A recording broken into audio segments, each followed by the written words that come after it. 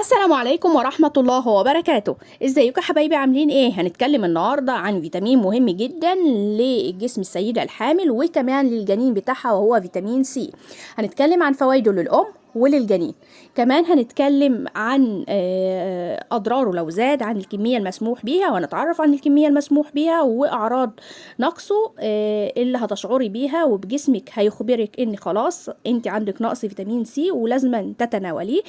ايه يعني الموضوع ان شاء الله هيكون شامل لنقاط كتير ومعلومات كتير. بس في بداية الامر، لو مش مشتركة في القناة اشتركي في القناة، فعلي زر الجرس عشان يوصلك كل جديد وحصري من القناة، والقناة تكبر بيكو وليكو ان شاء الله. يلا بينا نبدأ الفيديو. بسم الله الرحمن الرحيم. تعالي كده في البداية نتكلم عن فيتامين سي، فوائده ايه بالنسبة للسيدة الحامل او لأي شخص عادي. فهو مفيد جدا لكل الاشخاص بغض النظر عن الحمل او لا. أول حاجة هو مضاد للأكسدة، وكمان بيحمي خلايا الجسم من التلف، وليه دور مهم جدا في امتصاص الحديد. كمان السيدة الحامل طبعا بعد المرحلة الأولى من حملها بتبدأ إن هي تتناول المكملات الغذائية الغنية بالحديد، فطبعا عليها إن هي تتناول معاها فيتامين سي عشان يحدث امتصاص للحديد وما يحدث عندها فقر دم. طيب تعالي بقى نتكلم عن المصادر الطبيعية الغنية جدا بفيتامين سي. ممكن تتناوليها في ايه؟ اول حاجة هتلاقيه في البرتقال، في الفلفل الالوان، في الفراولة، في البروكلي، الكرنب، الليمون، الكيوي، الملفوف، الكرنب، القرنبيط. حاجات كتير غنية جدا بفيتامين سي. ولو مش بتدخليها في نظامك الغذائي او ما بتحبهاش، عليكي ان انتي تتناوليها لانها طبعا مفيدة جدا ليكي ولجنينك. طيب اعرف منين ان انا عندي نقص فيتامين سي وان جسمي محتاجه؟ طبعا جسمك هتشعري ببعض الاعراض، طبعا هتخبرك ان جسمك محتاج خلاص فيتامين سي. هي ايه الاعراض دي؟ اول حاجه الارهاق والتعب المستمر والمبالغ فيه. مش ارهاق الحمل العادي اللي احنا متعودين عليه، لا، هتلاقي فيه ارهاق وتعب مستمر معاكي ومبالغ فيه زي ما قلنا. طيب بعد كده ايه كمان ممكن يخبرك ان جسمك محتاج فيتامين سي؟ تأخر التئام الجروح. لو حصل لك اي جرح في ايدك مثلا، ممكن ان ياخد فترة معاكي عما يلتئم، بكده جسمك محتاج فيتامين سي. كمان تساقط الشعر. هتلاحظي برضو ان عندك تساقط شديد في الشعر. كمان تورم ونزيف في اللثة بتاعك ما عادش صحته زي الاول. كمان في بقع على جلدك، في كدمات بتظهر. الحاجات دي كلها بتخبرك ان عندك نقص فيتامين سي. كمان ان فيتامين سي احنا قلنا بيساعد على امتصاص الحديد، بالتالي هيبقى عندك كمان فقر دم، وده بيبان في التحاليل. طيب انا بقى اتناول فيتامين سي سواء بصورة مكملات غذائية او بصورة طبيعية زي ما اتكلمنا عنها في السابق، بافراط بقى عشان انا كده جسمي محتاجه او جنيني محتاجه. طيب ده هيسبب لي مشاكل؟ طبعا هيسبب لك مشاكل. الاكثار او الزيادة او الافراط في تناول مكملات الغذائية الغنية بفيتامين سي او فيتامين سي باي صورة من صوره ممكن ان يسبب لك مشاكل. هي ايه المشاكل دي؟ اول حاجة الحصوات، حصوات الكلى.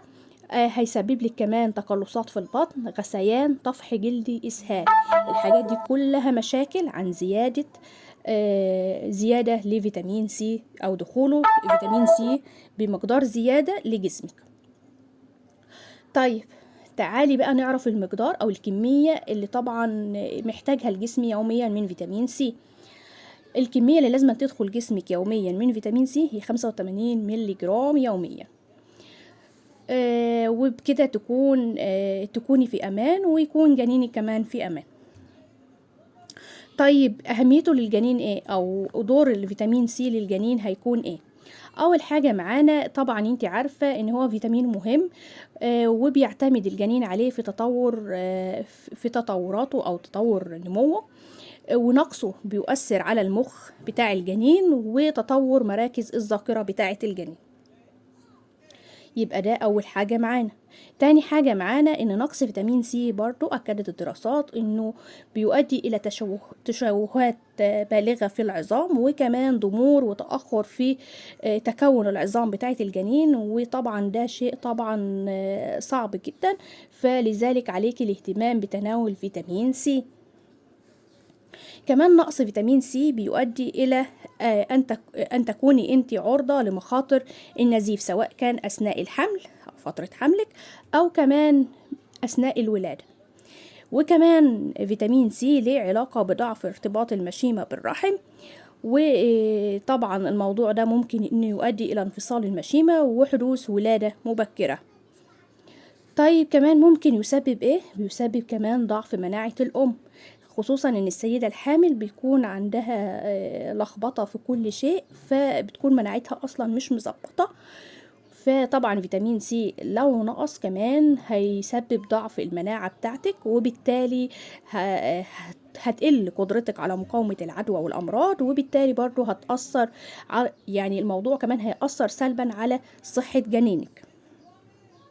كمان في نصيحة كمان حابة أكد لك عليها، إن انتي لازما برضو تتناولي فيتامين سي في الشهور الأخيرة من حملك، لأنه مهم جدا في حاجات كتير، زي إيه؟ بيمنع حدوث الدوالي، لأن طبعا الوزن بيزيد ووزن الجنين بيزيد، وبتبدأ بقى الأوعية أو الأوعية الدموية بتبدأ عندك تضعف.